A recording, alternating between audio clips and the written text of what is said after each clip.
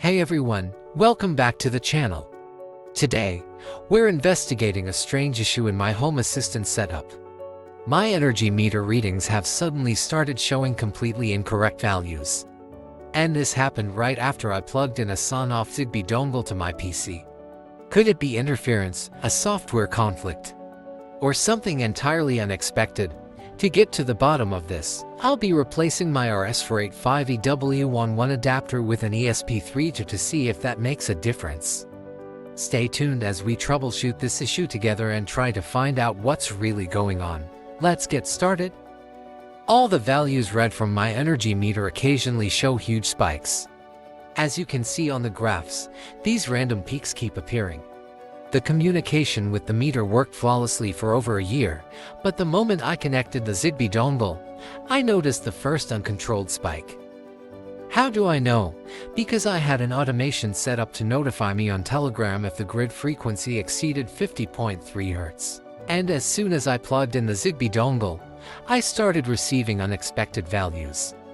Now, it's time to investigate and find out what's causing this issue.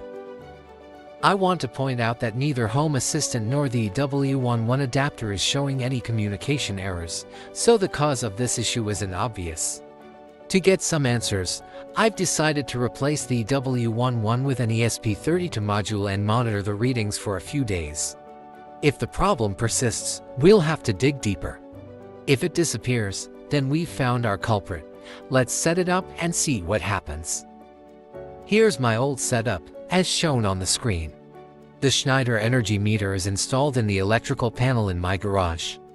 To send the readings via Modbus or Tuya, I used an Efin EW11 adapter, which converted the protocol to Modbus TCP and transmitted the data over Wi-Fi. For more details about this configuration, check the link in the description below. In the new setup, we will replace the W11 with an ESP32 microcontroller. We'll connect a TTL to RS485 converter to pin 17 and 16 and wire it directly to the energy meter using two cables, and the converter will be powered with 3.3 volts from pin 1 of the ESP32. Now, let's move on to connecting and initializing the ESP32 module. I connected it to my computer, which has access to the Home Assistant dashboard. From there, we select Add a new device, choose our ESP32 module from the list, and generate the basic firmware, which we then download locally to our disk.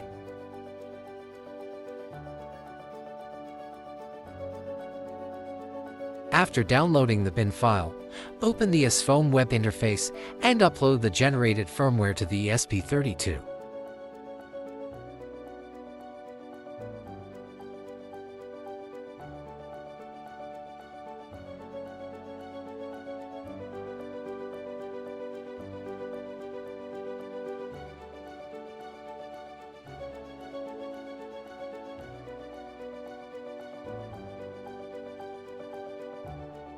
As seen after our manual initiation, a newly detected ESP32 module appeared automatically in ESPHome. After refreshing the browser with the F5 key, the module will disappear just as automatically. To confirm that our new module is working correctly and connecting to the Wi-Fi network properly, let's check the device logs.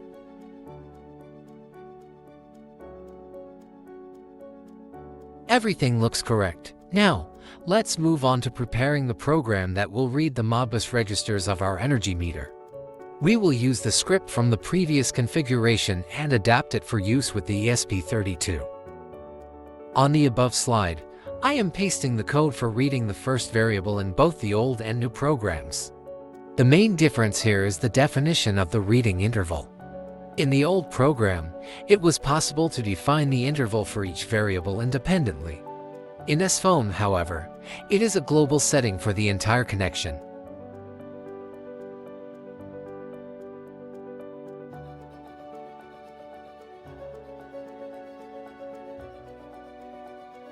We save, compile, and then upload the program to our module via wi-v. Now, We just need to physically connect the ESP32 to the energy meter and monitor whether the measurement values are correct over a longer period of time.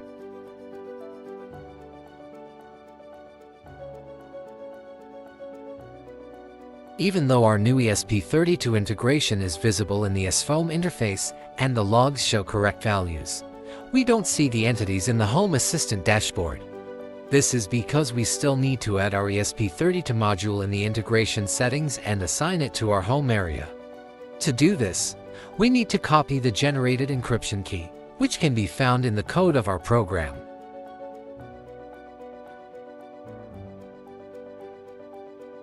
Now, we just need to add our new entities to the test dashboard window.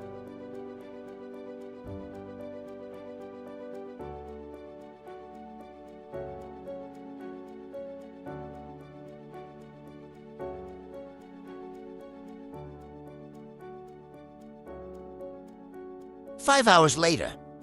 After waiting for more than 5 hours, we check the registration of our new values to see if any anomalies appear, just like in the previous configuration. As you can see, none of the recorded values show any spikes on the graph, so we can assume that the situation has improved. I will leave this configuration for a few days for long-term testing. Afterward, I will revert to the old configuration but will start the registration of all variables from the beginning to eliminate any errors in Home Assistant itself.